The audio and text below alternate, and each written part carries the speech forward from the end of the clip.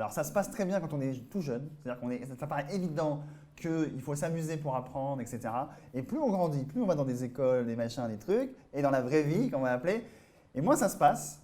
Et pour en parler, eh bien j'accueille Diane Desposito. Salut!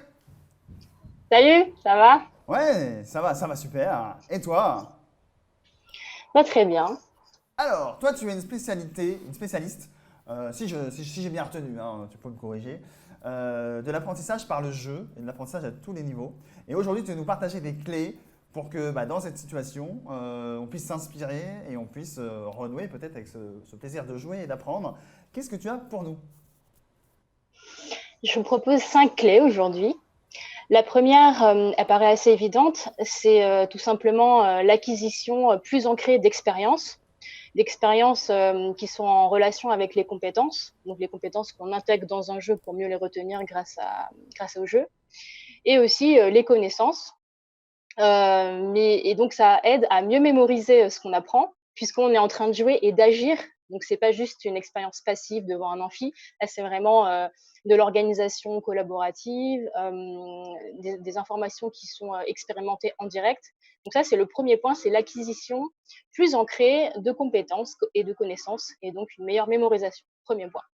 Deuxième point, c'est l'augmentation de l'estime de soi et de la confiance en soi. Donc ça, on en parle un peu moins. Parce que le jeu, c'est assez attractif, donc on va s'amuser, on va ressentir des émotions, et donc ça va nous tirer vers le haut. On va avoir une meilleure motivation, une meilleure prise d'initiative, et créer du lien humain entre les joueurs et les participants. Ça, c'est le deuxième point.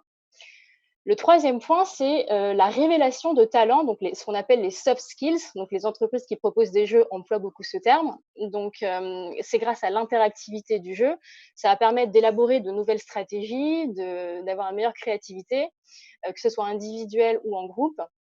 Et bien sûr, toujours ce stimuli d'émotion et le petit côté compétitif parce qu'on a envie de gagner au jeu, on a envie de gagner le jeu, pardon. Donc, ça permet vraiment de révéler tous les talents naturels qu'on a en dehors de ce qu'on a appris à l'école ou dans l'entreprise. Le quatrième point, ça va être plus spécialisé, c'est les vertus thérapeutiques selon certains jeux. Donc, que ce soit pour les psychothérapies, traverser des traumatismes, donc pour le développement personnel, et travailler sur ces handicaps ou sur une maladie, que ce soit le TDAH, la dépression, la dyslexie ou Alzheimer. Donc il y a des jeux qui aident vraiment dans le milieu médical.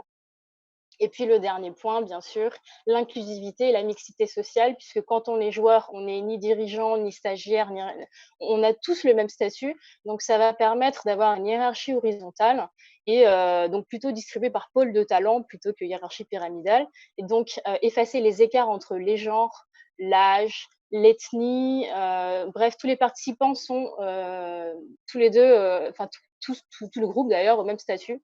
Et ça, c'est intéressant. Voilà. Alors, on me dit dans l'oreillette qu'il faut que j'arrête de bâcher gratuitement l'enseignement supérieur, etc. C'est ma femme dans l'oreillette qui me dit mais arrête à chaque fois, etc. Est-ce que de ton expérience, tu as des choses à nous relater ou en gros, à quoi ça ressemble les jeux dont tu parles? Parce que moi, j'étais parti à un moment jeu de société et tout, je me dis mais c'est peut-être différent quand même. Il se passe quoi dans ces jeux? Il y a plusieurs types de jeux. Il y a par exemple des jeux de rôle grandeur nature qu'on peut faire en groupe où les participants vont endosser un personnage avec une petite fiche et des petites missions. Donc, il n'y a pas de fin prédéfinie, c'est en fonction des initiatives qu'ils vont prendre. Ça va révéler leurs compétences naturelles. Par exemple, les personnes qui d'habitude sont un peu timides au boulot, bah là, elles vont peut-être prendre des initiatives parce qu'il va y avoir un état d'urgence dans le scénario. Et on va s'apercevoir que finalement, elles ont plus de leadership qu'on aurait pu le penser. L'autre point, c'est par exemple dans les écoles, donc j'interviens dans les universités, il y a des étudiants au début qui sont souvent dans l'hyperconnectivité sur leur téléphone portable parce qu'ils s'ennuient en cours, parce qu'ils ont besoin de participer, ils ont besoin d'agir et d'intervenir dans le cours. S'ils ne le font pas, ben, ils décrochent en fait.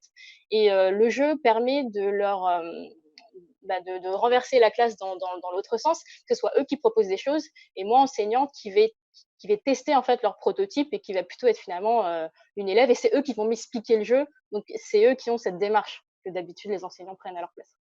Voilà, donc on devient acteur à 100% de ce qui se passe, etc.